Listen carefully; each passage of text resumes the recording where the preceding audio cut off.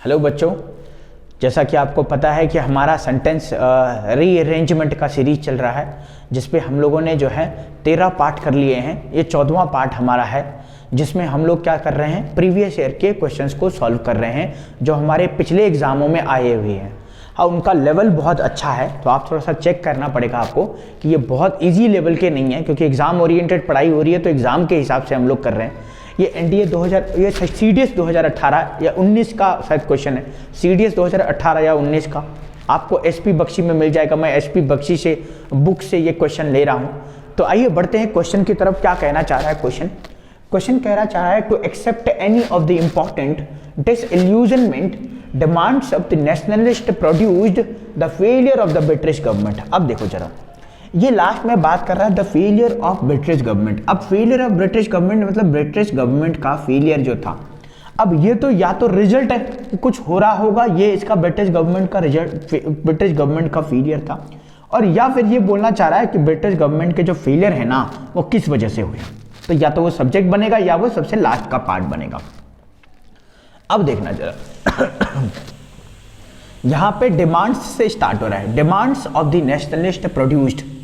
अच्छा, ये हो सकता है यहाँ पे नाउन की बात कर रहा है। अगर ये नाउन प्लूरल बना है तो ये भी सब्जेक्ट, सेंटेंस का सब्जेक्ट हो सकता है। डिसइल्यूजनमेंट भी हमारा नाउन हो गया, ये भी सब्जेक्ट बन सकता है। और टू एक्सेप्ट ये इन्फिनेटिव हो गया, टू के साथ वर्ब का फर्स्ट फॉर्म, और ये भी हमारा इन्फिनेटिव सब्जेक्ट हो सकता है, या होता है, इन्फिनेटिव भी सब्जेक्ट होता है। अब देखना है हमें कि भाई थोड़ा सा आपको पढ़ करके ना इसका मीनिंग थोड़ा सा लग रहा होगा कि कैसे करके निकाले। मैं जो आपको मेथड बता रहा हूं वो ऑप्शंस के हिसाब से चेक करने के लिए, तो एक बार मैं बताता हूं क्या ऑप्शन है।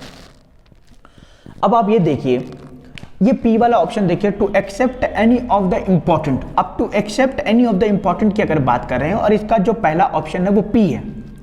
अच्छा, पी वाला सेंटेंस को देखो जरा, इंपॉर्टेंट के बाद कुछ ना कुछ आएगा।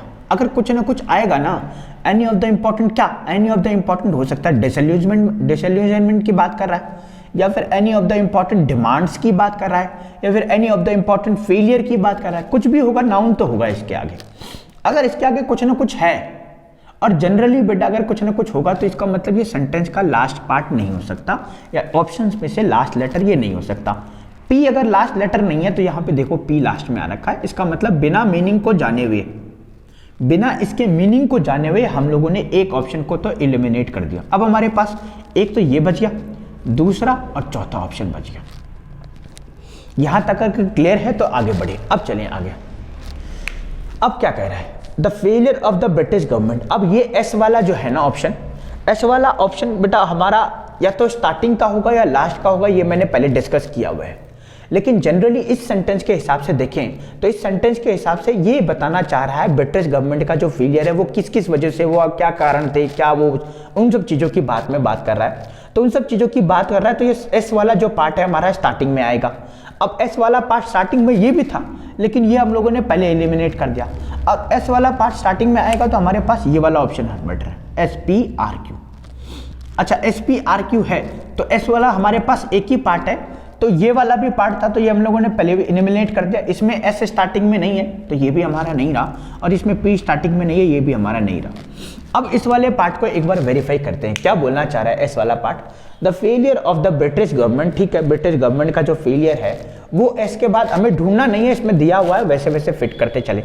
The failure of the British government to accept any of the important, उसका जो ब्रिटिश गवर्नमेंट का तो फेलियर था ना, उसको एक्सेप्ट करने के लिए, to accept any of the important, क्या इंपॉर्टेंट, क्या इंपॉर्टेंट के बाद आ रहेगा, any of the important demands of the nationalist की जो डिमांड थी, प्रोड्यूस्ड, उन्होंने प्रोड्यूस की, क्या, डिसइल्यूजनमेंट का मतलब निराशा। अब देखना आर के बाद तो हमेशा क्यों ही आएगा, देखना डिमांड्स ऑफ द नेशनलिस्ट की जो डिमांड थी वो क्या थी, प्रोड्यूस्ड, उन्होंने प्रोड्यूस करी। अब ये हमारा सब्जेक्ट हो गया डिमांड्स, ये ऑफ के बाद ऑब्जेक्ट आ गया। अब इस सब्जेक्ट के लिए ये वर्ब आ गई, प्रोड्यूस्ड, मेन वर्ब जिसे हम लोग कहेंगे, और वर्ब के बाद हमने ऑब्जेक्ट देखा होगा, ये हमारा ऑब्जेक्ट आ गया। तो इस वाले सवाल से हमने देखा ये पहला वाला आंसर हमारा करेक्ट हो गया।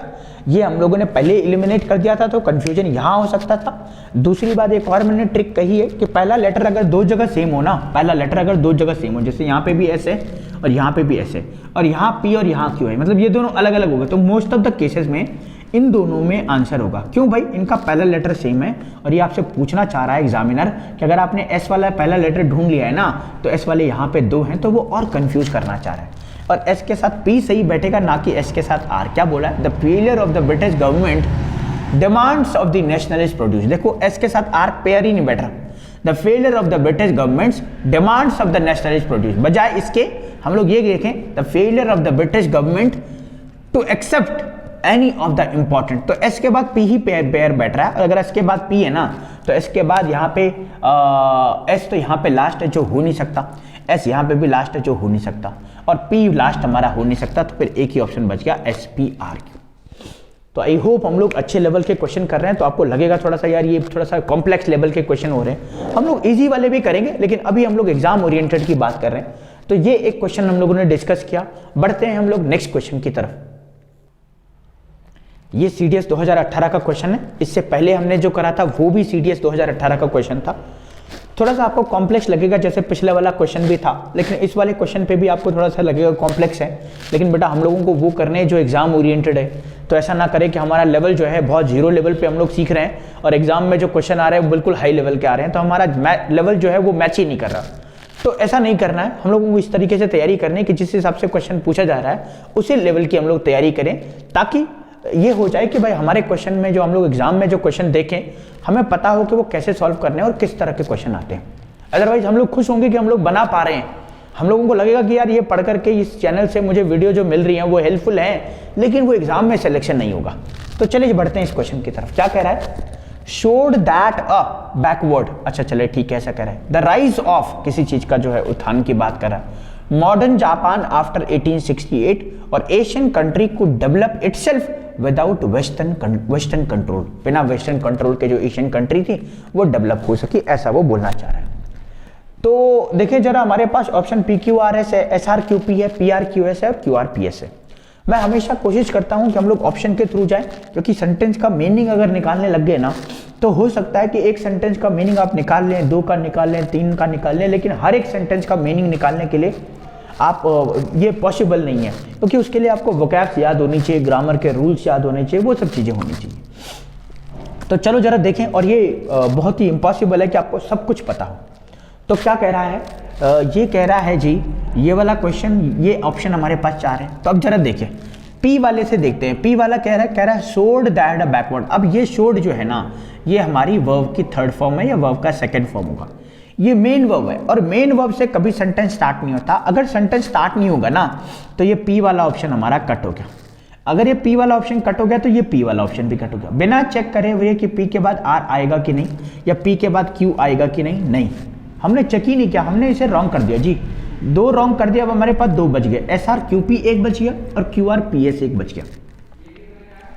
अब एस आर होगा या क्यू आर होगा देखना पड़ेगा। अच्छा इसके लास्ट में देखना पी है, तो पी क्या कहता है? Showed that a backward. अब शोड दैट अ बैकवर्ड, क्या बैकवर्ड के बाद कुछ आगे होना चाहिए। अगर आगे नहीं है तो ये सेंटेंस का लास्ट पार्ट नहीं हो सकता, और अगर ये सेंटेंस का लास्ट पार्ट नहीं हो सकता ना पी, तो ये ऑप्शन भी हमारा कट हो गया। अब बिना मीनिंग को जाने हुए हमारे पास एक ऑप्शन बच गया है। समय बहुत कम है तो आप इसे टिक मार सकते हैं, समय ज़्यादा है, आप प्रैक्टिस कर रहे हैं, घर पे हैं, वीडियो देख रहे हैं, कोई दिक्कत नहीं, आप इसको एक बार चेक कर लें। क्यू आर पी एस को कैसे चेक करेंगे? सबसे पहले the rise of, the rise of के बाद ऑब्जेक्ट आना है, वो नाउन प्रोनाउन होगा, तो क्यू के बाद आर आ रहा है। अच्छा मॉडर्न जापान, देखो इसके बाद नाउन ये रहा, और वैसे भी हमें ढूंढना नहीं है, ये दिया हुआ है, तो क्यू के बाद आपको ढूंढना नहीं कौन सा आएगा। बच्चे जनरली ढूंढते हैं, उसमें सही तो आंसर तो हो जाएगा। It will take a lot time to solve a question, so what you have to do, you have to go through the option, है ना, hit and trial method you can also say. So what we have to do, we have to go और we have to followed R after Q. तो Q हमने देखा the rise of modern Japan after 1868, यही है, yes. और P क्या कह रहा है? Showed that a backward Asian countries को develop itself without western control. तो ये क्यू आर पी एस का हो जाएगा बहुत ही आसानी से, ज़्यादा कुछ नहीं करना पड़ेगा। हाँ थोड़ा सा आपको कॉम्प्लेक्स लगेगा, लेकिन बेटा इसी तरह के क्वेश्चन हमारे एग्जाम में पूछे जा रहे हैं, हमें तैयारी इसी तरह के लेवल के क्वेश्चन को करनी है। तो चलिए बेटा इसी तरीके से हम लोग मिलते हैं नेक्स्ट वाले पार्ट की तरफ, पार्ट 15 की तरफ। 14 पार्ट हम लोगों ने कंप्लीट कर लिए हैं, सारे प्रीवियस ईयर हैं। आपको अगर आप एक वीडियो देख रहे हैं तो आपको प्रीवियस ईयर अलग से पढ़ने की जरूरत नहीं है, यहाँ पे आपको आंसर भी मिलेंगे और क्वेश्चन भी मिलेंगे। तो आज के लिए इतना ही, थैंक यू सो मच।